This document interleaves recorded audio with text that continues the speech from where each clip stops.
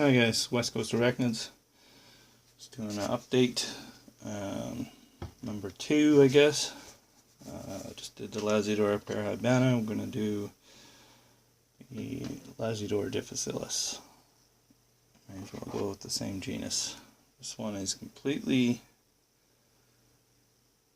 enclosed itself. So it has, you can see it's dug out the back completely out. It does have a tiny bit of water left in its dish.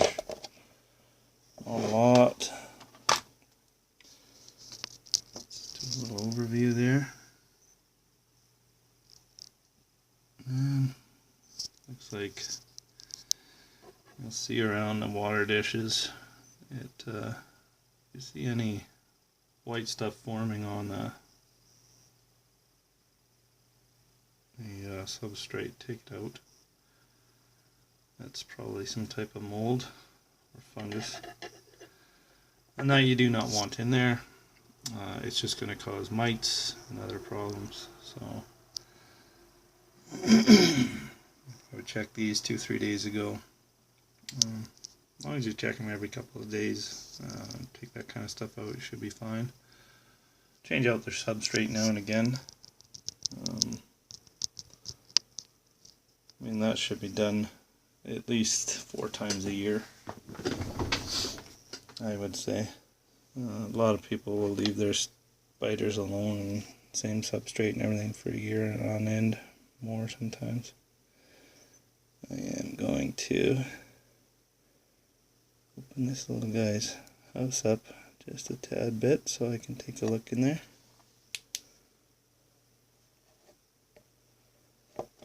I can't see him at all, of course.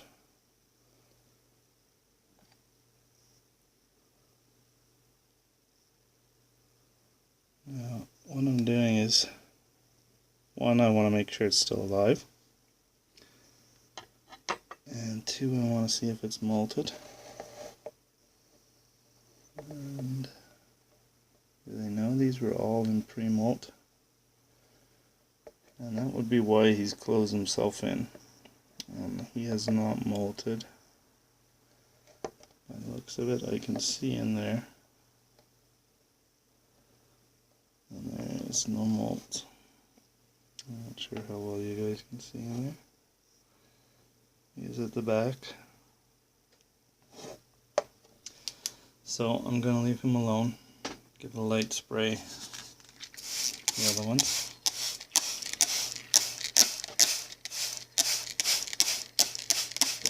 And it's just giving it a little bit of water in its bowl as well.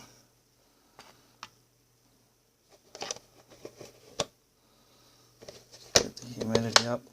It may seem like I'm spraying quite a lot in there, but really by tomorrow it'll be dry as a bone in there again.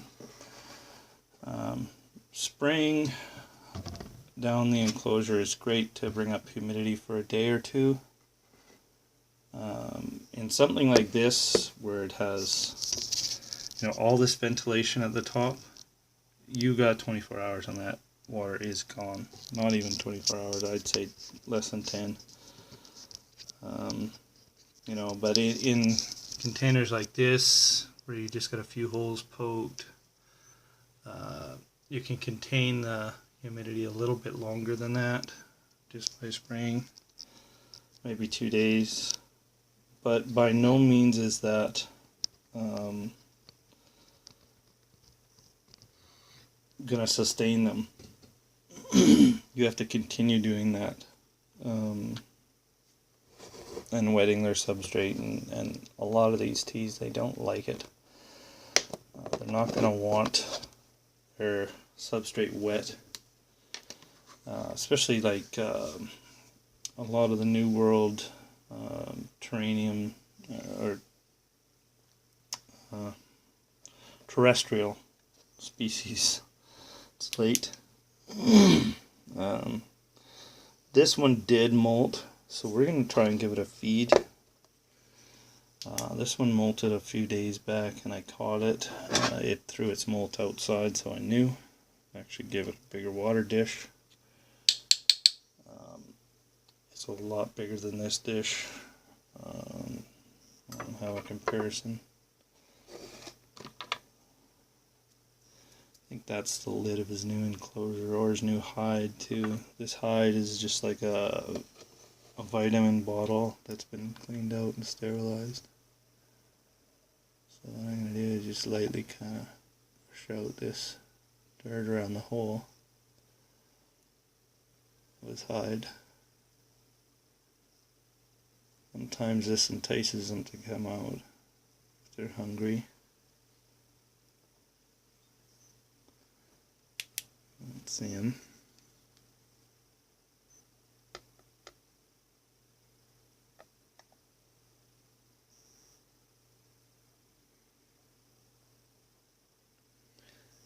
Doing this also is going to give you guys a better view. Now, I'm not worried about this guy. He's about the size of that Lasiodora parahybana that molted. He's a good 2 inches, maybe better. So, any mealworm I put in there, just going to let it do its thing.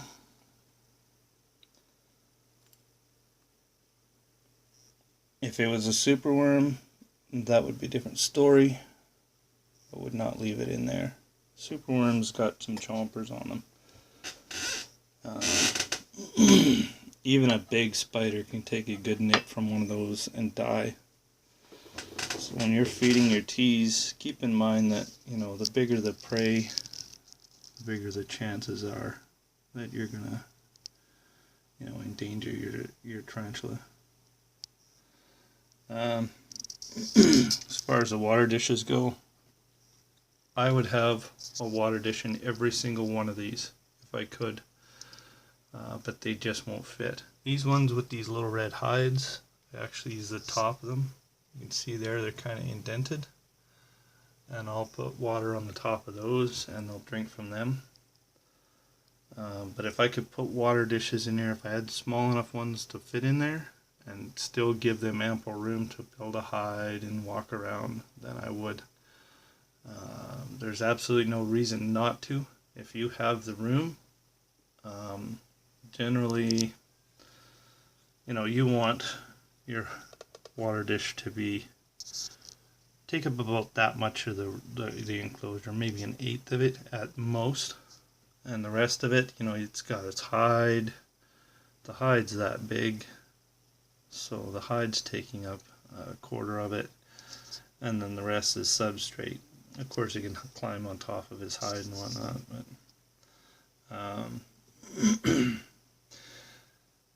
even a small sling, if you put it in here, it would be fine. If it fell in there, it wouldn't drown. It would climb out. It's not going to drown. You could take a spider and throw it into a bucket of water and let it sit there for 6 hours while you go out about your day, come back and pull that spider out of there, and 9 times out of 10 that spider's still going to be very alive. You're not going to drown it. They have a natural, the hairs on them, it allows them to keep air around their body, and in doing so they can breathe underwater for a long time.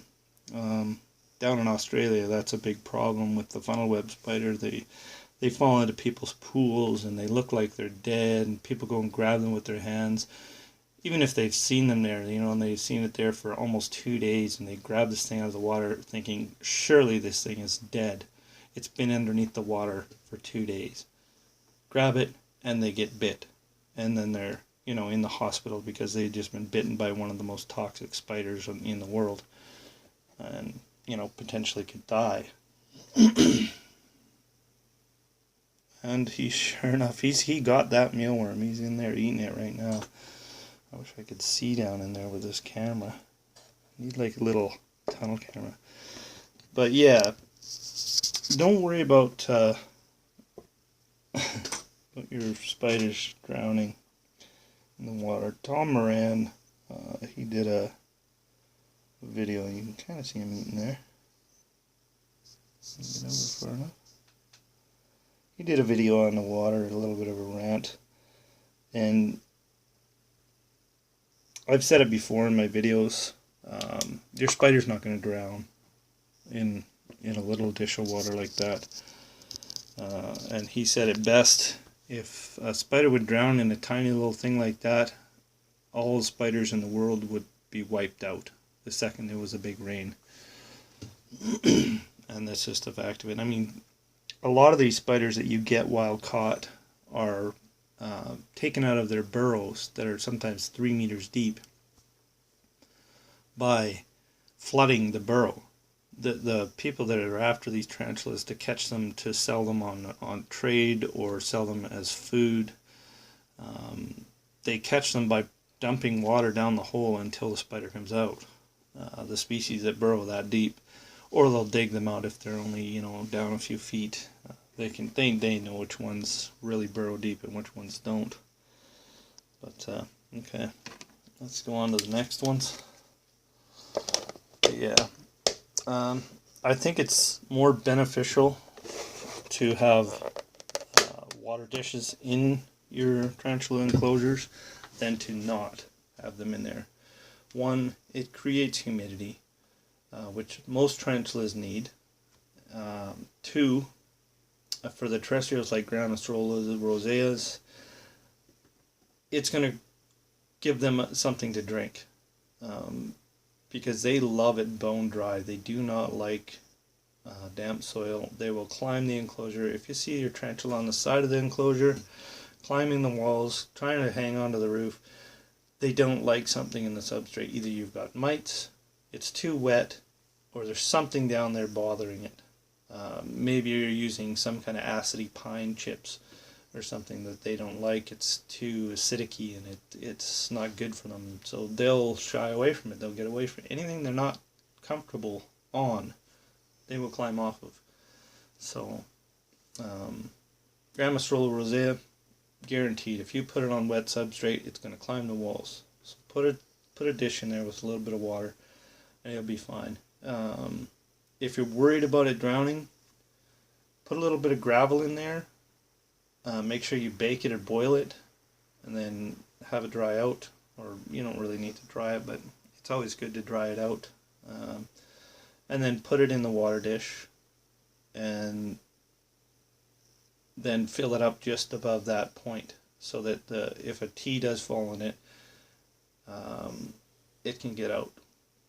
I don't know. There's a big rumor that's been spread around that if you shouldn't put a water dish in with slings because they'll drown. Absolutely not true.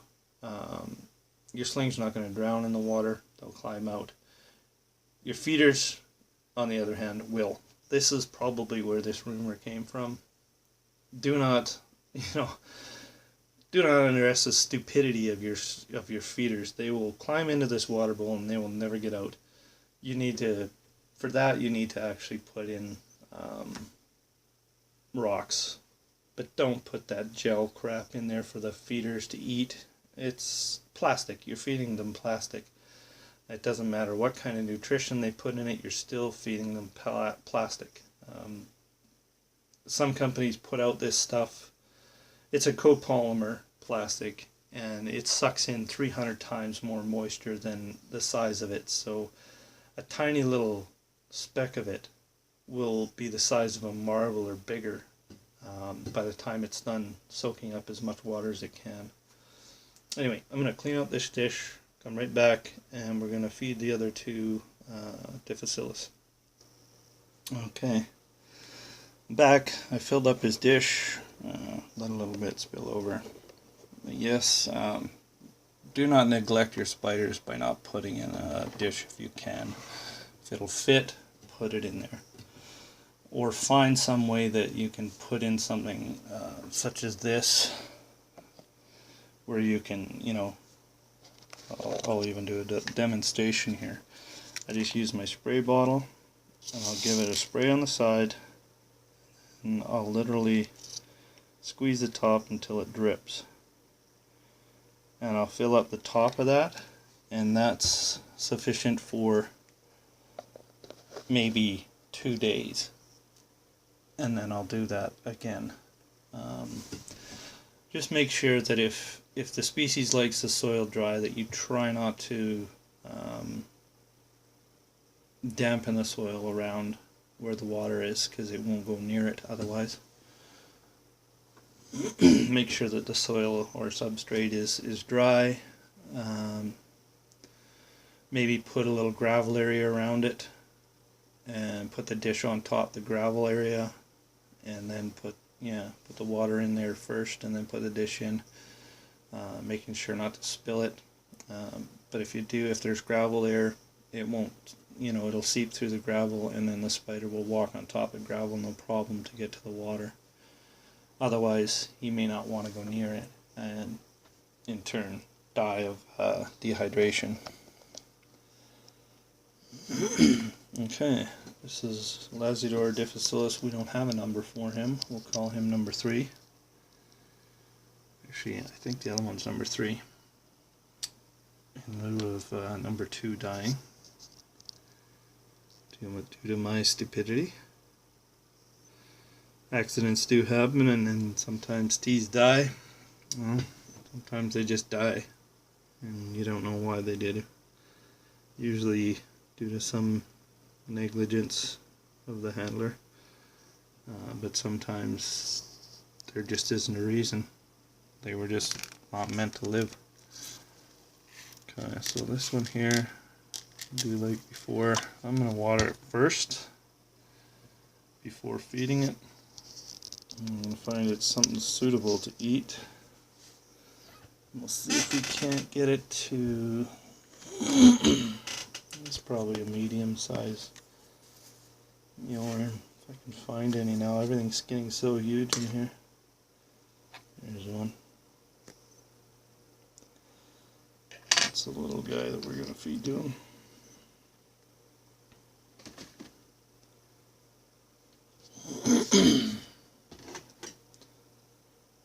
I always keep my cultures and mealworms separate too. A lot of people use the drawer method. They'll use stackable drawers inside there and cut the bottoms out and use screens. That's fine, but if they get infested in mites, you have to throw the whole thing out.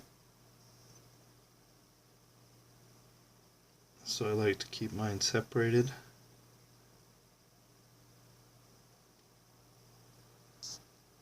Really need to get some baby crickets.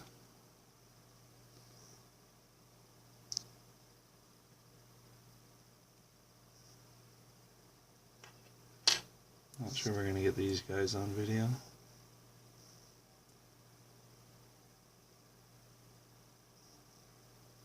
These are the new ones that came in. They're about 1/2 inch, maybe a little bigger.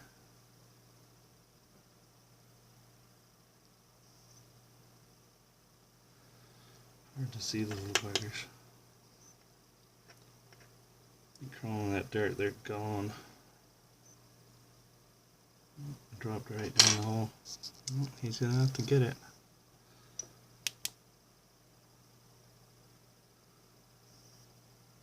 You can see how dry the soil is. It looks kind of wet in the video, but all of that is just shadow.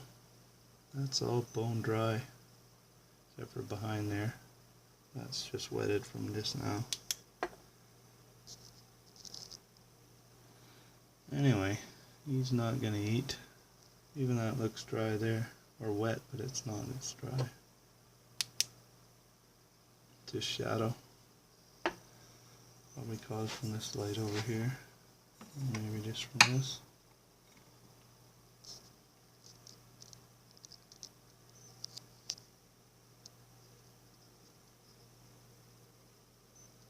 Can't get down there. Wish I had a little mole camera. That'd be awesome. Can you see him from the side? No. He hasn't dug anything out, so. Alright. No real feed on these guys, probably just an update. This guy's kind of got himself closed in.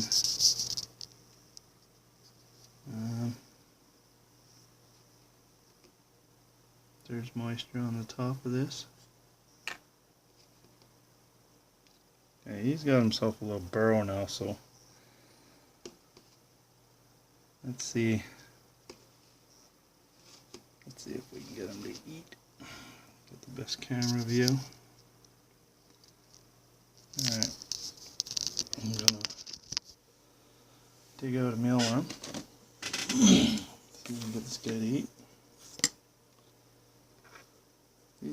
These guys seem a little kind of skittish as far as feeding wise. The other difficlis, when I got them, they would eat. The second that thing dropped in there, they were on it. After they had molted to this size.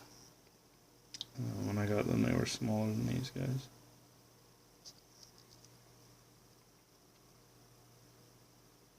There he is. There you go. You got it.